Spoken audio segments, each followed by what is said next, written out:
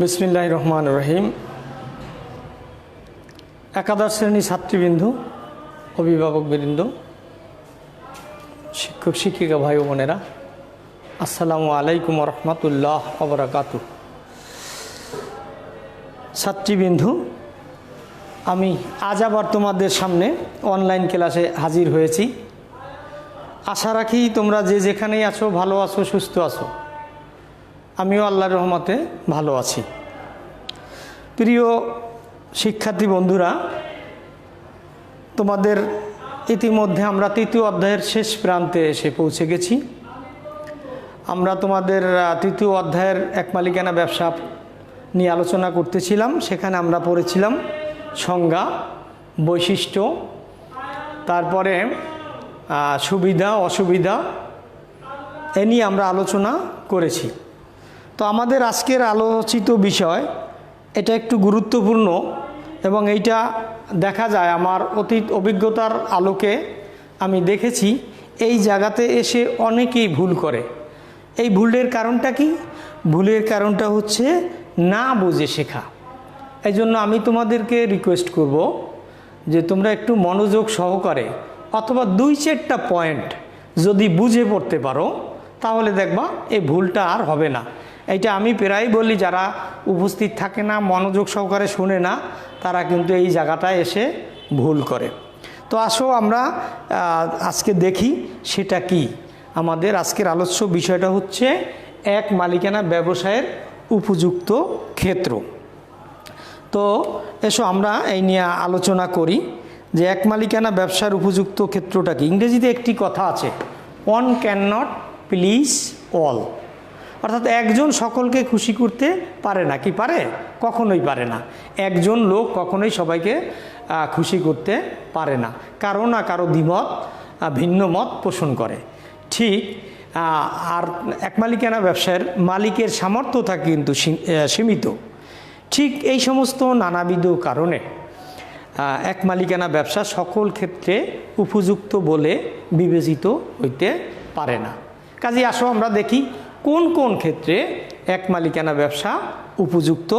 তোমরা কাগজ কলম নিয়ে নিশ্চয়ই বসে আছো। তো এবারে লেখো, আমি পয়েন্টগুলো একটু বোর্ডে লিখে নেই, তারপরে আমরা আগের মতোই আলোচনা করব, কেমন? তো এসো আমি বোর্ডে লিখি, তোমরাও পয়েন্টগুলো একটু লিখে ফেলো, তারপরে আমরা এগুলো ওয়ান আফটার অ্যানাদার আলোচনা করব। নাম্বার 1, এটা হলো আমাদের হেডলাইন, এক মালিকানা ব্যবসায়ের উপযুক্ত ক্ষেত্র। 1 নম্বরে লেখো সীমিত পণ্যের সীমিত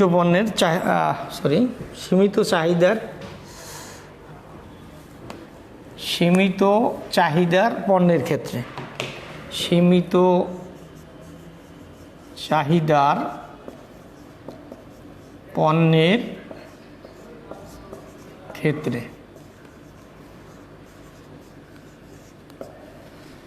2, স্বল্প মূলধনের ক্ষেত্রে, স্বল্প মূলধনের ক্ষেত্রে।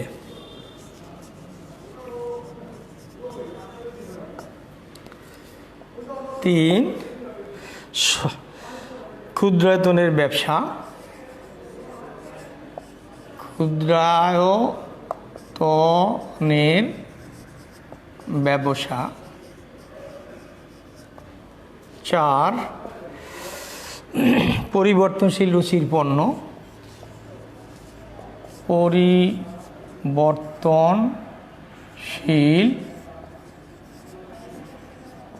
রুচির পণ্য।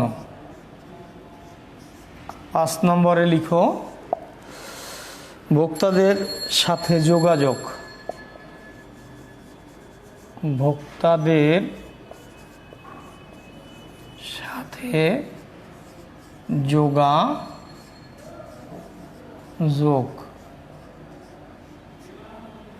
6, স্বাধীন জীবিকা, স্বাধীন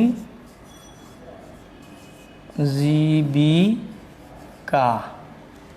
7 পচনশীল পণ্যের ক্ষেত্রে পচনশীল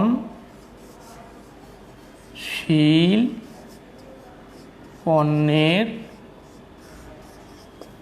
ক্ষেত্রে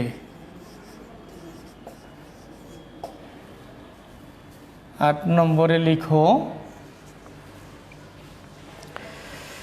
ব্যক্তিগত তত্ত্বাবধান। ব্যক্তিগত তত্ত্বাবধান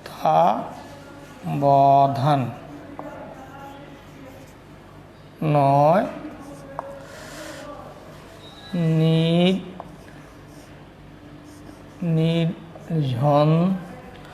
নির্ঝঞ্ঝাট ব্যবসা। নির্ঝঞ্ঝাট ব্যবসা।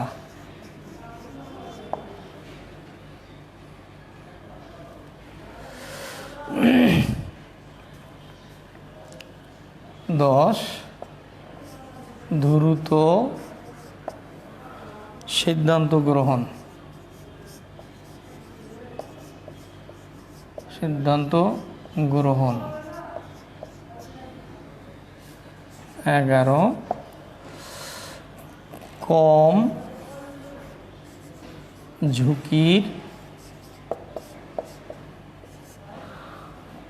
ঝুঁকির কারবার বা ব্যবসা। 12 ব্যক্তিগত দক্ষতা প্রদর্শন। ব্যক্তিগত দক্ষতা প্রদর্শন।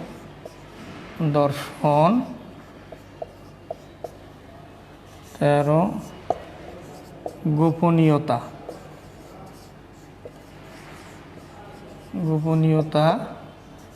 14 ভ্রাম্যমাণ ব্যবসা। ভ্রাম্যমাণ ব্যবসা। আচ্ছা, একটু আমরা আলোচনা করি, পরে পারলে আরও 2-1টা। হ্যাঁ, তো দেখো, যে সমস্ত ক্ষেত্রে বা যে সকল ক্ষেত্রে এক মালিকানা ব্যবসা উপযুক্ত, আমি তার কয়েকটি পয়েন্ট ইতিমধ্যে বোর্ডে লিখে ফেলেছি। কেমন?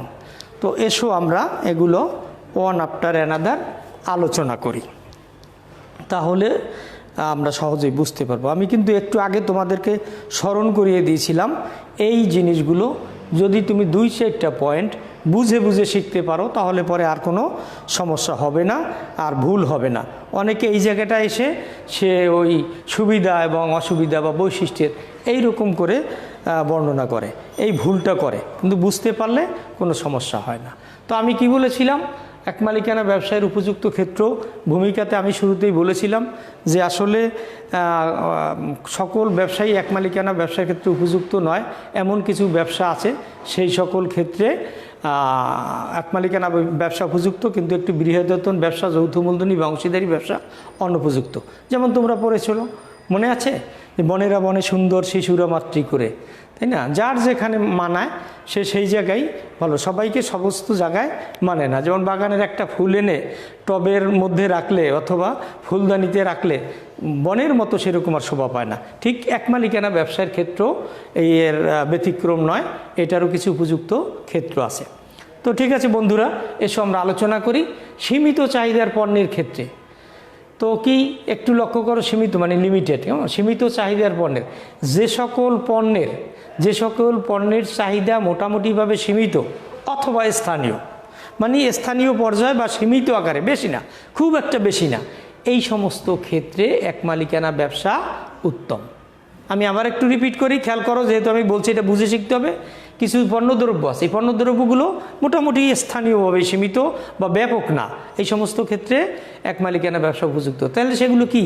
যেমন মনে করো শাক সবজি, তরি তরকারি, এগুলো একটা এলাকার মধ্যে গ্রামের বাজারে দেখা যায় এই তরি তরকারি এগুলোই এক মালিকানা ব্যবসায়ী হয়ে থাকে। এগুলো খুব একটা পাইকারি বা বড় বৃহদায়তন ব্যবসা বা অন্য কোনো ব্যবসায় দেখা যায় না। তাহলে আমরা বুঝতে পারলাম যে সীমিত চাহিদার পণ্য, যে সমস্ত পণ্যের চাহিদা মোটামুটি সীমিত বা স্থানীয়, এই সকল ক্ষেত্রে এক মালিকানা ব্যবসা উপযুক্ত। আমায় ক্লিয়ার? একটু খেয়াল করো। পরেরটা আসো স্বল্প মূলধনের ক্ষেত্রে। স্বল্প মূলধন কি?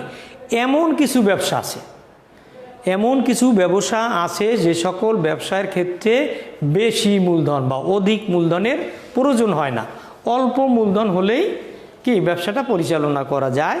এই সমস্ত ব্যবসায়ের ক্ষেত্রে এক মালিকানা ব্যবসা উপযুক্ত। ক্লিয়ার? কি সহজ মনে হয় না? তো আমরা একটু বুঝের অভাবে আমরা কিন্তু এটা একটু তালগোল পাকিয়ে ফেলি। তো একটু খেয়াল করবা, স্বল্প মূলধনের ক্ষেত্রে মানে কি, কিছু কিছু ব্যবসা আছে যেখানে বেশি মূলধন প্রয়োজন হয় না, হ্যাঁ, এই সমস্ত ক্ষেত্রে এক মালিকানা ব্যবসা উপযুক্ত। সেটা কি? যেমন পান বিড়ি সিগারেটের দোকান, এখানে তোমার লক্ষ লক্ষ টাকার দরকার হয় না। পান বিড়ি সিগারেট, কিছু টুকটাক ফলমূলের ব্যবসা করে, শাকসবজির ব্যবসা করে, এই সমস্ত কারণে ক্ষেত্রে স্বাভাবিক কারণে মূলধন কম লাগে। আর যেখানে মূলধন কম লাগে সেইটাই কিন্তু এক মালিকানা ব্যবসায়ের জন্য উত্তম বা প্রযোজ্য। ঠিক আছে? আচ্ছা, গেল এইটা। কেমন? এরপরে আসো ক্ষুদ্রায়তনের ব্যবসা। ক্ষুদ্রায়তন মানে কি? ছোট আয়তন, আয়তনটা বেশি বড় না, ক্ষুদ্র, ছোট। তা যে সমস্ত ব্যবসার আয়তন ছোট বা ক্ষুদ্র, এই সমস্ত ক্ষেত্রে এক মালিকানা ব্যবসা উপযুক্ত। এরপরে আসো পরিবর্তনশীল রুচির পণ্য। এখান থেকে কিন্তু টেকনিক্যাল প্রশ্ন থাকে।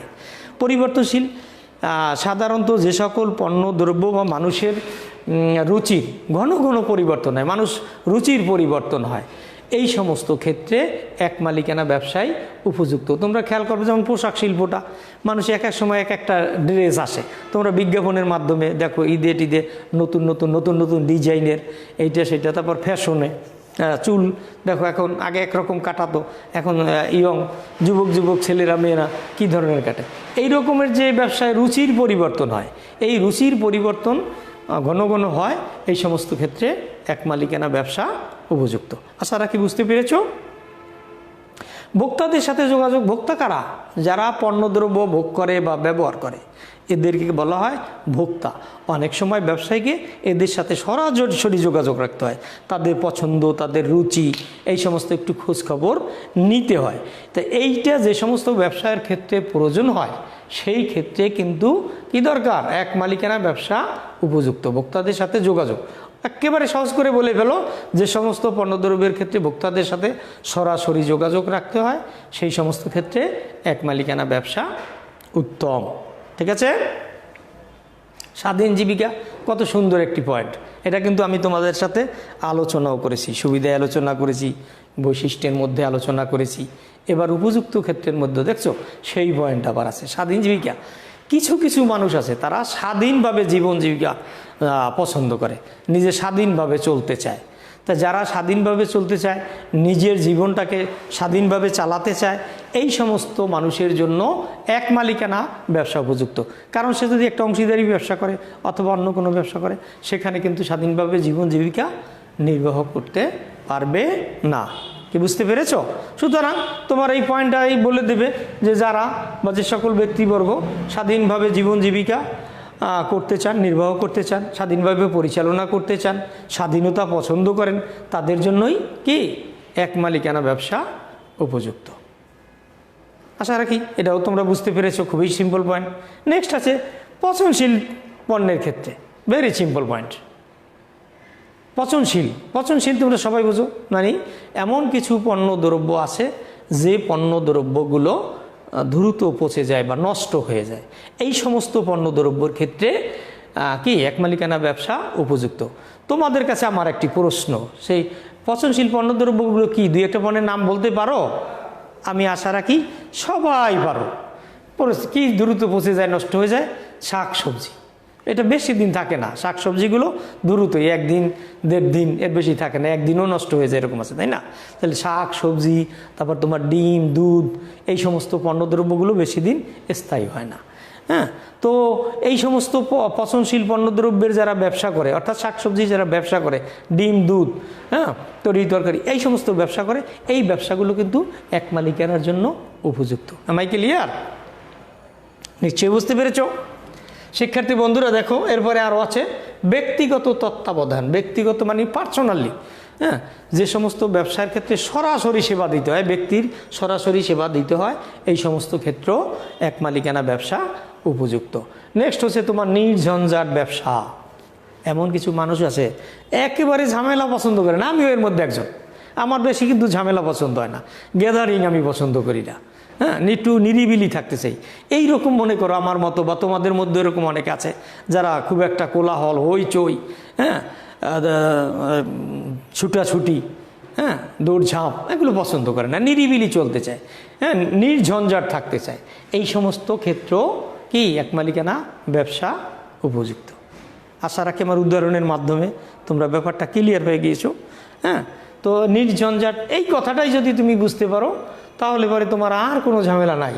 হ্যাঁ, যেমন কিছু লোক আছে যারা ঝই ঝামেলা পছন্দ করে না, গোলমাল পছন্দ করে না, নিরিবিলি থাকতে চায়, এই সমস্ত ক্ষেত্রে এক মালিকানা ব্যবসা উপযুক্ত। আসো দ্রুত সিদ্ধান্ত গ্রহণ, এটা নিয়েও তোমাদের সাথে কথা বলেছি, মনে আছে? দ্রুত সিদ্ধান্ত গ্রহণটা, যে ব্যবসা দ্রুত সিদ্ধান্ত গ্রহণ করা কিন্তু ব্যবসায় সফলতার একটা পূর্বশর্ত।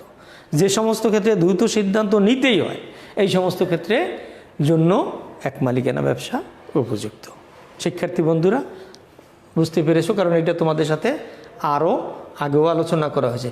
কারণ দ্রুত সিদ্ধান্ত একমাত্র এক মালিকানা ব্যবসার মালিক নিতে পারে। অংশীদারি ব্যবসায় অনেক অংশীদার থাকে, প্রত্যেকের সাথে আলাপ আলোচনা করে ঐক্যমতে পৌঁছানোর পরে সিদ্ধান্ত নিতে হয়। কিন্তু এক মালিকানা ব্যবসায় তো কারোর সাথে পরামর্শ নিতে হয় না, মালিক যখন যেটা ডিসিশন নেবে দ্যাট ইজ রাইট। এই জন্য কারোর সাথে পরামর্শ করতে হয় না, জিজ্ঞাসা করতে হয় না, সে কুইক ডিসিশন নিতে পারে। তো যে সমস্ত ক্ষেত্রে কুইক ডিসিশন বা দ্রুত সিদ্ধান্ত নেওয়া অপরিহার্য বা প্রয়োজন হয়ে পড়ে, এই সমস্ত ব্যবসার ক্ষেত্রে এক মালিকানা ব্যবসা উত্তম বলে আমি মনে করি। ওকে, নেক্সট আসো কম ঝুঁকির কারবার। দেখছো ঝুঁকি, তোমরা ব্যবসা শিক্ষার স্টুডেন্ট হিসেবে ঝুঁকি সম্পর্কে তোমাদের কম বেশি সকলের ধারণা আছে। কম ঝুঁকির কারবার অর্থাৎ ব্যবসা বলতে একটা ঝুঁকি আছে। তো যে সমস্ত ক্ষেত্রে ঝুঁকি কম, অনেকে রিস্ক নিতে চায় না, বেশি ঝুঁকি নিতে চায় না, হ্যাঁ, এই সমস্ত ক্ষেত্রে কি করবে? এই সমস্ত কম ঝুঁকি যারা নিতে চায় তাদের জন্য এক মালিকানা ব্যবসা উপযুক্ত। অর্থাৎ যে সমস্ত ব্যবসায় ঝুঁকির পরিমাণটা কম, ঝুঁকি নাই, এই সমস্ত ক্ষেত্রে এক মালিকানা ব্যবসা উত্তম বলে বিবেচিত। আর একটা হচ্ছে ব্যক্তিগত দক্ষতা প্রদর্শন। ব্যক্তিগত মানে নিজের পারফরমেন্সটাকে অ্যাক্টিভ করা। যারা ব্যক্তিগত দক্ষতা প্রদর্শন করতে চান, অর্থাৎ নিজেকে শক্তিশালী, নিজেকে অ্যাক্টিভ, নিজেকে দক্ষ, এইটা যখন কেউ দেখাইতে চান, এই পারফরমেন্সটা যারা দেখাইতে চান, তাদের হচ্ছে এক মালিকানা ব্যবসা তাদের জন্য উপযুক্ত। কারণ এখানে যদি তারা সফল হয় তখন তারা অন্যান্য ব্যবসার ক্ষেত্রেও সফল হবে। কাজেই এই সমস্ত ব্যক্তিদের জন্য প্রথমেই দরকার কোনটা? এক মালিকানা ব্যবসা। নেক্সট হচ্ছে গোপনীয়তা। গোপনীয়তা কি? ব্যবসার ক্ষেত্রে বেশ কিছু বিষয়ে গোপনীয়তা রক্ষা করা অপরিহার্য। এই একমাত্র এক মালিকানা ব্যবসার ক্ষেত্রেই গোপনীয়তা রক্ষা করা সম্ভব। কেননা মনে করো যদি একাধিক সদস্য থাকে, একাধিক লোক থাকে, কারো না কারোর মাধ্যমে এটা লিক আউট হয়ে যাবে, এটা প্রকাশ পেয়ে যাবে। সুতরাং যে সমস্ত ব্যবসায়ের ক্ষেত্রে গোপনীয়তা বজায় রাখা অপরিহার্য, তাই না? এই অপরিহার্য, এই সমস্ত ক্ষেত্রে কি এক মালিকানা ব্যবসা উপযুক্ত। তো এই সমস্ত ক্ষেত্রেও তোমরা দেখা যায় যে অনেক সময় আমরা দেখেছি বিভিন্ন অভিজ্ঞতার মাধ্যমে প্রত্যেকটা জায়গায় অনেকে ভুল করে। তো একটু খেয়াল রাখবো, আমি তো ক্লিয়ার কাট কথা বলেছি। আর একটা দেখো ভ্রাম্যমান ব্যবসা। ভ্রাম্যমানটা কি? এইটা শব্দটার অর্থ যদি আমরা বুঝি, তাই I can not forget it or you can not forget it, তুমি এটা ভুলতে পারো না। তো ভ্রাম্যমান ব্যবসাটা কি? ভ্রাম্যমান ব্যবসাটা হচ্ছে যারা দেখবা ঘুরে ঘুরে, ওই হকারি ব্যবসা, ঘুরে ঘুরে পণ্যদ্রব্য বিক্রি করে, এই সমস্ত ক্ষেত্রে কিন্তু এক মালিকানা ব্যবসা উপযুক্ত। কি কঠিন মনে হয়? মনে হওয়ার একেবারেই কথা না। ভ্রাম্যমান মানে যারা ঘুরে ঘুরে পণ্যদ্রব্য বিক্রি করে, হ্যাঁ, হেঁটে হেঁটে। দেখো না, এটা এমন কোনো এরিয়া নাই। এমন করো তোমরা যারা শহরে বসবাস করো অথবা আরমারে নিয়ে বসবাস করো, দেখবা হাঁক ডাক দিয়া মুরগি, তরকারি, তাই না, লেজ ফিতা, এরকম নানা ধরনের জিনিসপত্র ফেরি করে করে ঘুরে ঘুরে বিক্রি করে। এই সমস্ত ক্ষেত্রে কিন্তু এক মালিকানা ব্যবসা উপযুক্ত। আশা রাখি বুঝতে পেরেছো। আর একটু আমাদের হাতে একটু সময় আছে, আমরা আরও দুই একটা পয়েন্ট একটু দেখি। আরও তোমরা আরও একটু লেখো, আমি এখান থেকে লিখে নেই।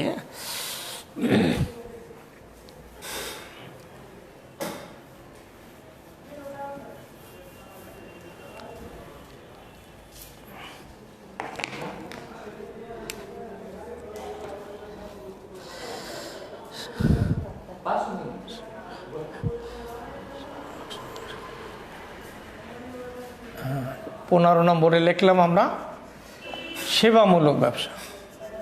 সেবামূলক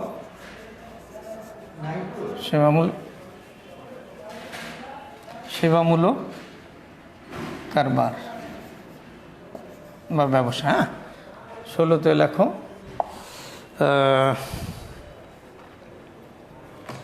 সাময়িক। আরেকটু আমরা অ্যাড করলাম সাময়িক ব্যবসা। এই দুটো বাকি ছিল, এই দুটো আমরা একটু আলোচনা করে নিই। কেমন সেবামূলক এমন কিছু ব্যবসা আছে যেখানে গ্রাহকদের, কাস্টমারদের সরাসরি সেবা দিতে হয়। তোমরা কি বলতে পারো সেটা কি? দুই একটা উদাহরণ নিশ্চয়ই পারো। এই সেবামূলক অর্থাৎ যেখানে সরাসরি সেবা দিতে হয়, এই ধরনের ব্যবসার ক্ষেত্রে এক মালিকানা ব্যবসা উপযুক্ত। একটু উদাহরণটা জানলে ভালো হয়। কেমন? যেমন কি সেলুন, সরাসরি সেবা দিতে হয়। ডাক্তার, উকিল, হ্যাঁ, এই ধরনের ব্যবসাগুলো এক মালিকানা থাকাই উত্তম। আর একটা হচ্ছে সাময়িক। সাময়িক ব্যবসা কন্টিনিউয়াস করে না, সব সময় ব্যবসা করে না। কেমন? এরা কি করে? সাময়িক। দেখবো কখন কিছু উৎসবের সময়, যেমন ঈদের সময় ব্যবসা করে, কোনো একটা মেলা হইলে সেই সময়, কোথাও একটা 2 দিন 3 দিনের একটা বিশাল প্রোগ্রাম হয়, এইখানে দেখবা কিছু কিছু লোক আছে তারা সাময়িকভাবে ব্যবসাটা করে। হ্যাঁ, এই মেলার সময় এই সময়টাই ব্যবসা করে। পুজোর সময় কিছু লোক ওই সমস্ত জায়গায় ছোটোখাটো একটা দোকান দিয়ে বসে। এই যে এরকম সাময়িক, অর্থাৎ সব সময় না, এই 2 দিন 3 দিন, 1 সপ্তাহ বা 15 দিন, 1 মাসের একটা মেলা হয়, এই সমস্ত সময়ে যারা ব্যবসা বাণিজ্য করে এদের ব্যবসাটাই কিন্তু সাময়িক ব্যবসা। এই সাময়িক ব্যবসার ক্ষেত্রেও এক মালিকানা ব্যবসা উত্তম। কাজেই শিক্ষার্থী বন্ধুরা, আমরা দেখতে পাচ্ছি আমরা এতক্ষণ যে আলোচনা করলাম, এই সমস্ত ক্ষেত্রে এক মালিকানা ব্যবসা উপযুক্ত। এই সমস্ত ক্ষেত্রে অন্যান্য গৃহদায়তনের ব্যবসা অথবা অন্য ধরনের ব্যবসা অনুপযুক্ত। এই সমস্ত ক্ষেত্রে এক মালিকানা ব্যবসা পরিচিত হলে সেই ব্যবসাটা অবশ্যই সফলতার মুখ দেখতে সক্ষম হয়। তো আমি আশা রাখি তোমরা বুঝতে পেরেছো। আর দেখতে দেখতে ইতিমধ্যেই আমাদের কাছ থেকে সময় চলে যাচ্ছে, আর ইচ্ছে করলেও তোমাদেরকে সময় আমি দিতে পারছি না বলে দুঃখিত। আমরা নেক্সট ক্লাসে এই অধ্যায়ের মধ্যে একেবারেই ফিনিশিং দিয়ে দেব। কিছু তোমাদের জ্ঞানমূলক আর একটু আলোচনা বাকি থাকলে সেটা আমরা করে নেব। কেমন? তো তোমরা ভালো থাকো, সুস্থ থাকো, সুন্দর থাকো, এই আশাবাদ ব্যক্ত করে আজকের মতো এখানেই। আল্লাহ হাফেজ।